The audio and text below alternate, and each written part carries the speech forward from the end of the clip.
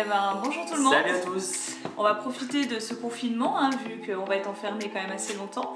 Et ben, pour faire une vidéo qu'on avait en tête depuis assez longtemps, on va dire, c'est de répondre à vos questions les plus courantes. Donc on s'est dit que notre canapé faisait office de divan.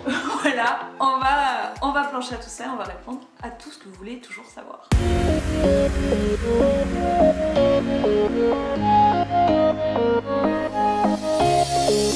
Allez, c'est parti. J'ai l'impression d'être dans Love Story là. Alors, qu'est-ce qui revient tout le temps? Comment vous vous êtes rencontrés tous les deux? Si vous saviez. Ça, c'est une histoire qui dure depuis longtemps. 10 ans. Trop longtemps. Bientôt 10 ans. Ouais. Voilà, on fête nos 10 ans cette année en juillet et on s'est rencontrés au boulot. Comme beaucoup de gens. En fait, qu'est-ce qu'on faisait avant? Ça, c'est aussi une autre question qu'on nous pose tout le temps. On travaillait dans l'univers de la mode. Dans un grand studio de mode parisien. En fait, c'était un studio de photos pro qui gère tous les shootings pour les grandes marques, les magazines de mode, etc. J'étais en charge des plannings, des shootings, j'étais en relation avec les clients, en fait, j'étais beaucoup au téléphone avec le monde entier. Et moi, j'étais assistant, j'ai appris avec plein de grands noms de la photo. Et ben la photo. Voilà, il était du côté plus glamour, on va dire. Lui, il voyait plus les stars, les actrices, tout ça. Et il était vraiment sur le terrain, alors que moi, j'étais plutôt toujours au téléphone. Voilà, donc ça, c'était notre vie d'avant à Paris. Vous connaissez Le Diable s'habille en Prada? Bah, c'était un peu ça. Ouais, voilà. Vous nous demandez souvent qu'est-ce qu'il faut faire comme étude pour avoir son blog voyage et parcourir le monde, gagner sa vie en voyageant. C'est une question en fait difficile à répondre parce que finalement on a tous des profils très différents dans le monde du blogging. J'ai un parcours de sciences politiques et un master dans le tourisme que j'ai fait à la Sorbonne à Paris, donc ça c'est vrai que ça me sert quand même aujourd'hui, hein. C'était spécialisé marketing, finance, etc. Donc ça me sert dans notre quotidien, mais pas forcément besoin d'avoir une formation touristique pour faire ce qu'on fait. Moi j'ai fait une licence en art plastique, option photo, et après la photo j'ai vraiment appris sur le terrain au studio où on bossait à Paris. Nos deux parcours un peu nous servent aujourd'hui. Oui, on est très complémentaires. Donc avec ça, ce qu'on fait quoi. Le tourisme et le côté photo. Mais après voilà, il y en a qui ont étudié la littérature, d'autres qui sont dans les langues étrangères, d'autres étaient dans la finance. Enfin, il y en a qui ont des profils plus développeurs web. Donc en fait, être blogueur voyage ou blogueur tout court, il faut vraiment être un peu un couteau suisse, savoir faire plein de choses, mais on apprend aussi beaucoup sur le terrain. Alors pourquoi Best Jobbers? En fait, tout simplement, on a gagné le Best Job in the World. Donc c'était le grand concours du meilleur job du monde en Australie. Ça a eu lieu en 2013. Alors beaucoup aussi nous disent « Ah oui, vous avez gagné le Best Jobbers !» Donc non, en fait tout le monde s'embrouille. En fait non, on a gagné le Best Job et donc on s'est appelé les Best Jobbers, donc les gagnants du Best Job. Voilà. Histoire toute simple, donc qui fait sens avec notre passé. On demande aussi beaucoup comment on a pu gagner un tel truc. C'est vrai que pour vous resituer, il y a eu plus de 300 000 candidats dans le monde entier. Ça a été lancé par l'Office du tourisme d'Australie, en fait, national de l'Australie. Ils cherchaient des candidats pour faire la promotion donc, du pays et du visa vacances-travail, donc en 2013. Ouais. On a tenté notre chance et en fait ça fut une aventure de 3 mois de sélection qui était hyper intense. C'était intense, oui. Enfin voilà, on a vécu plein de choses. On a dû trouver des partenariats, créer une audience, construire une audience sur différents réseaux sociaux. On a vraiment dû prouver notre motivation et dire pourquoi on était les bons candidats. Après, tout a commencé par une vidéo de 30 secondes qu'on devait faire en anglais et ils ont beaucoup aimé la nôtre. On vous la met là, tu voulais la revoir? Oui, elle est fun et voilà, c'est ça qui a quand même lancé le tout. Après, avec du coup tout ce parcours, cette expérience en Australie, on a écrit un livre qui est sorti en 2018. Si vous l'avez jamais vu, vous pouvez encore le commander. Donc c'est Australie. Aux éditions Nomade. Voilà, Australie, nos 100 coups de cœur. Et en fait, dedans, dans la préface, on explique justement les dessous de comment on gagne un tel truc. Voilà. Il y a plein de détails croustillants. Oui, voilà. On vous dit pas tout.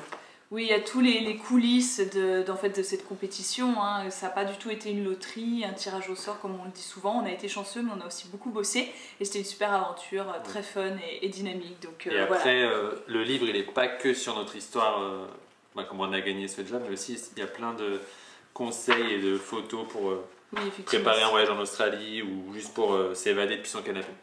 Voilà. Avec des petits chiffres.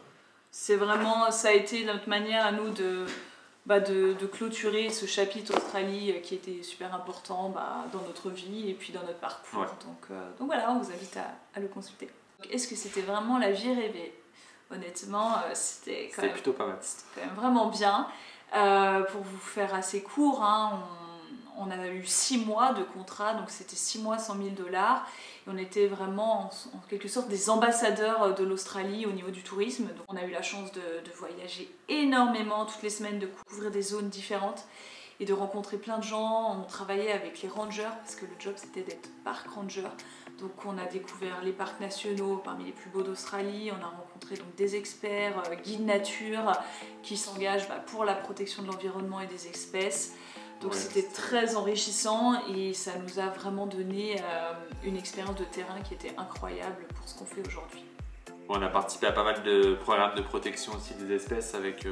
on avait tagué les petits kangourous, on allait dans les hôpitaux à koala aussi pendant plusieurs jours, voilà, pour voir le fonctionnement.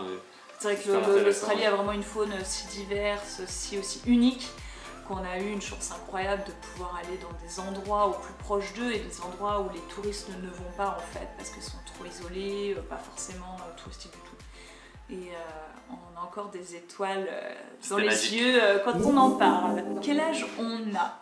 Et ben on a passé la trentaine. Voilà. Depuis donc, longtemps. Si j'aime dire toujours oui, début de trentaine, bon, 35 pour moi, voilà. 33, je suis petit jeune. Mais non, je ne suis pas une cougar. Vous habitez où? Alors depuis 2 ans, on habite à Lyon. C'est une ville qu'on a toujours aimée. Moi, je fais partie de mes études ici. Et puis, moi, je suis de la région à la base, donc pas très loin. Donc quand on a décidé on a réfléchi à savoir où on voulait habiter, Lyon est apparu comme un choix. C'était assez central et puis c'est pas très loin de nos familles. C'est ce qu'on voulait quand on rentre de voyage, être assez proche des familles pour pouvoir les voir un peu plus souvent. Alors comment faites-vous pour voyager autant? Alors c'est vrai que beaucoup se demandent vraiment comment on mène cette vie-là. Tout simplement en fait parce que le voyage ça fait partie de notre métier. C'est notre activité à temps plein, à tous les deux et depuis 2013. Oui, c'est vrai qu'on peut toujours se demander non mais comment vous faites, gagner de l'argent en voyageant, c'est vraiment une vie de rêve. Donc en fait on a envie de dire, ce qu'on explique tout le temps, c'est que notre métier, on l'a vraiment créé à notre retour d'Australie. Ça n'existait encore pas vraiment, en tout cas pas à un niveau professionnel comme ça, donc on remonte à 2013, 2014 quand on est rentré, même début 2015. 2015. Il y avait bien sûr déjà des blogueurs, mais c'était pas encore autant organisé. Oui, en fait en Australie on a un peu vu le futur... Oui, ils étaient en avance. Ce qui allait se passer en France. Ils étaient vraiment en avance sur tout le milieu de l'influence, des réseaux sociaux. Instagram était déjà en plein boom là-bas.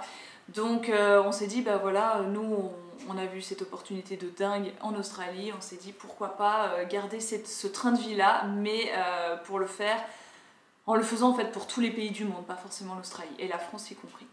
Donc ça nous a pris quand même quelques mois pour lancer tout ça. Il y a eu pas mal d'obstacles, les mentalités étaient très différentes, beaucoup plus pessimistes, les gens ici. Donc on nous disait mais vous n'arriverez jamais à vivre de ça. Donc voilà, on y a cru fort, voilà, toujours ce qu'on dit, croire en ses rêves, ne rien lâcher. Et un jour ça finit par payer. Donc petit à petit en donnant des conférences, en rencontrant plein de gens, c'est beaucoup de contacts. Et puis il y a un premier contrat qui en appelle un autre. Et du coup maintenant... on gagne notre vie confortablement et surtout, ce n'est pas que notre blog de voyage qui nous rémunère. Il y a aussi la photographie, c'est une grande partie de notre activité. Donc, photographie, vidéo. Oui, là, on remercie l'œil de Max et son talent, voilà, qui plaît. Donc ça, c'est une grosse partie de notre activité.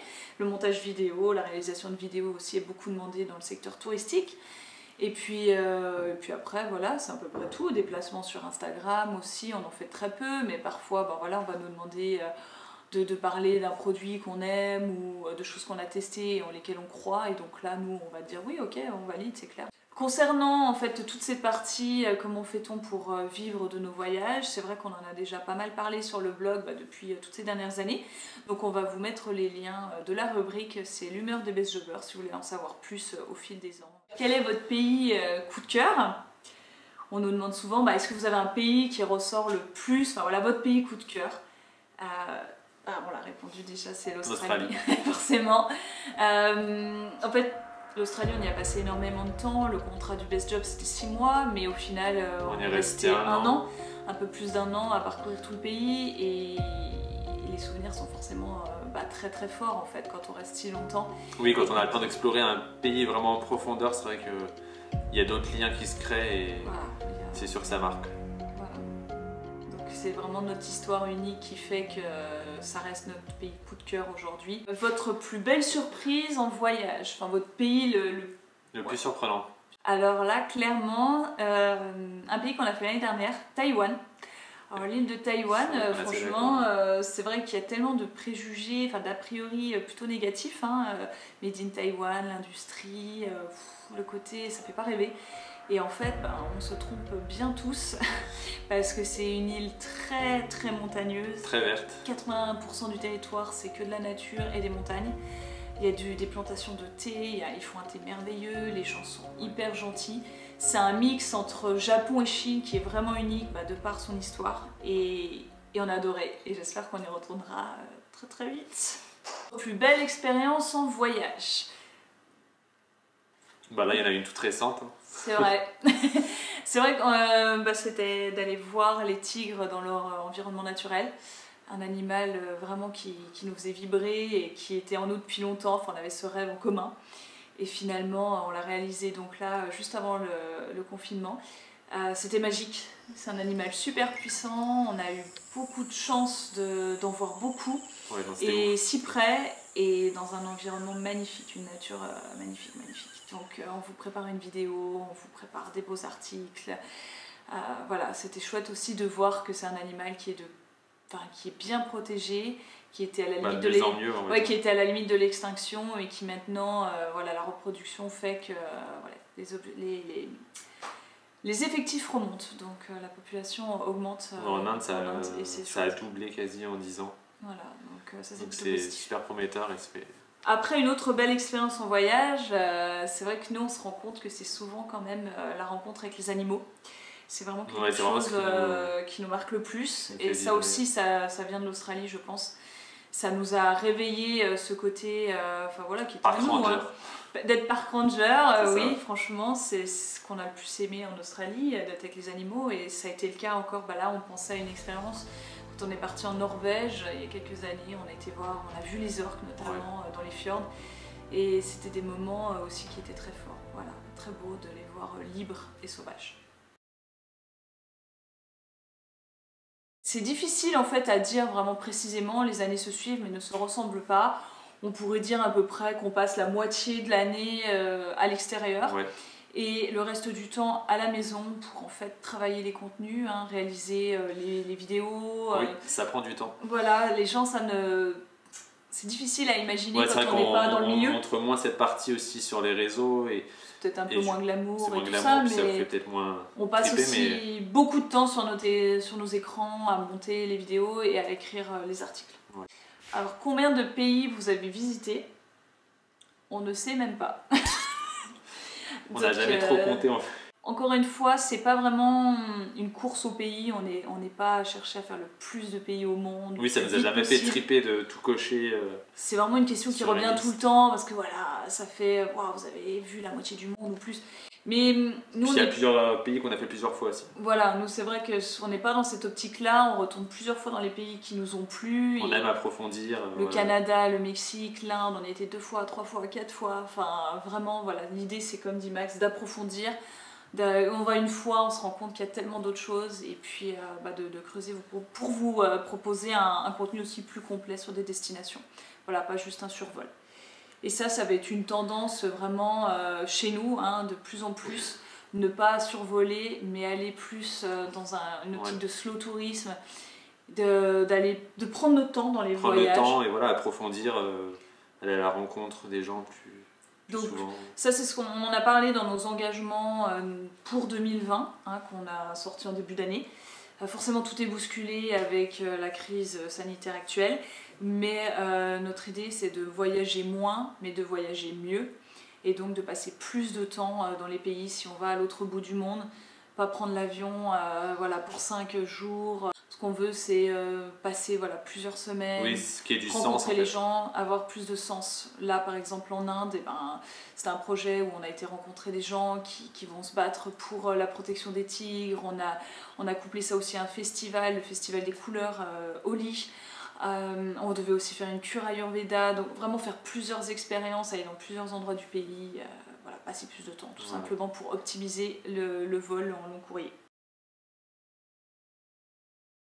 On aime bien montrer sur notre blog et nos réseaux qu'il n'y a pas forcément besoin d'aller à l'autre bout du monde pour déconnecter, se dépayser, se ressourcer aussi.